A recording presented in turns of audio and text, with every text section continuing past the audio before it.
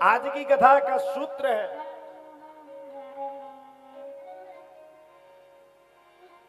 क्या सूत्र है?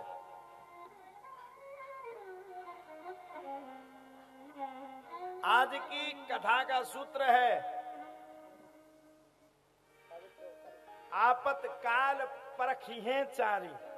कौन कौन है वो आपतकाल? हाँ, धीरज, धर्म, मित्र और नारी, उनको आपतकाल में हमें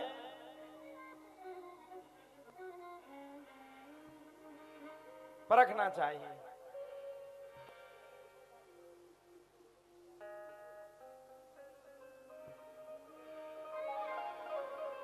धीरज, धर्म, मित्र अरु नारी, आपतकाल परखी है चारी। धीरज, धर्म, मित्र और नारी, ये आज के सूत्र हैं चार। देखो साहब, सीधी सीधी बात है, चमक दमक पे तो संसार होता है, लेकिन धीरज कहाँ होना चाहिए हमें सीखना चाहिए। धर्म में कहाँ जुड़ना चाहिए हमें सीखना चाहिए। और मित्र, ऐसे तो कोई मित्र बन जाते संसार, आप उठ जाओगे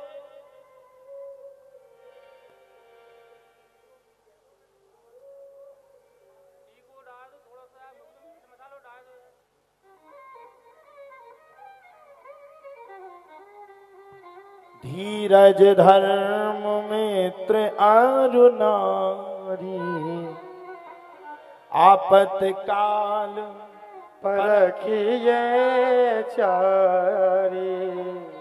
धीरज, धर्म,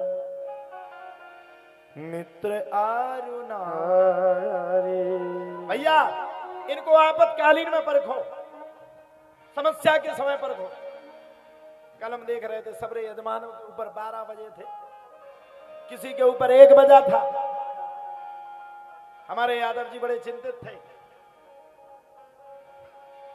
सब चिंतित थे।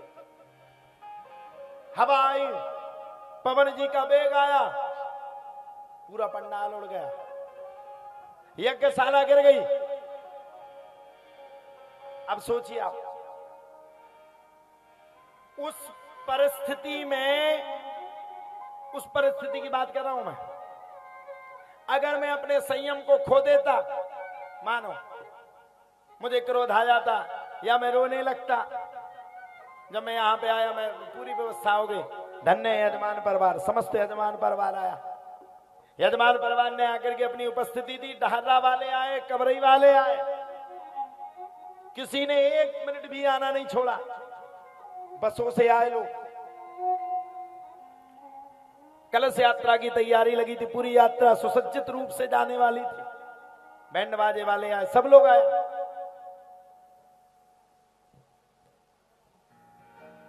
जैसे ही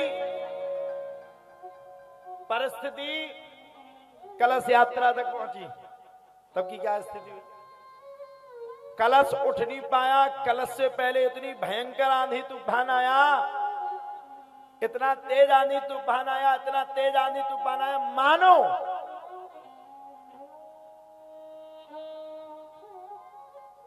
जब मैंने पंडाल के साइड देखा, एक सीलिंग फट गई ऊपर की, कपड़ा फट गया। मैं हनुमान जी के मंदिर में गया, मैंने प्रार्थना की, प्रभु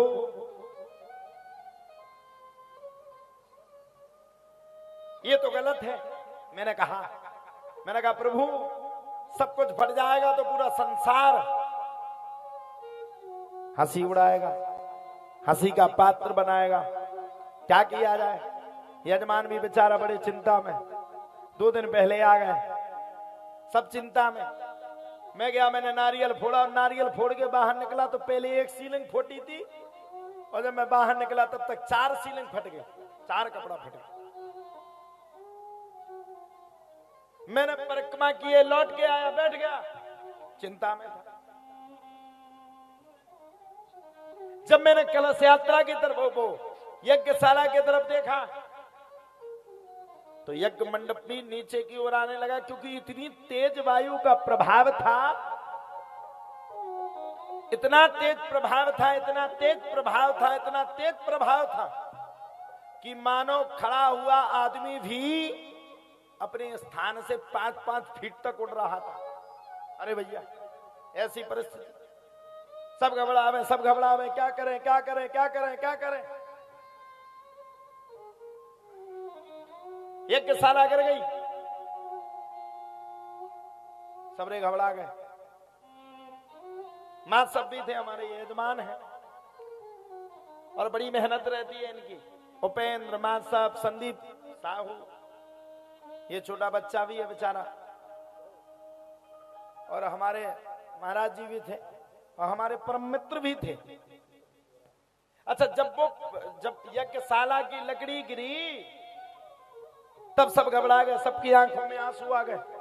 हमने बाजू वालों को बुलाया और हमने गोस्वामी तुलसीदास जी की वही चौपाई याद की। कौन सी चौपाई है वो?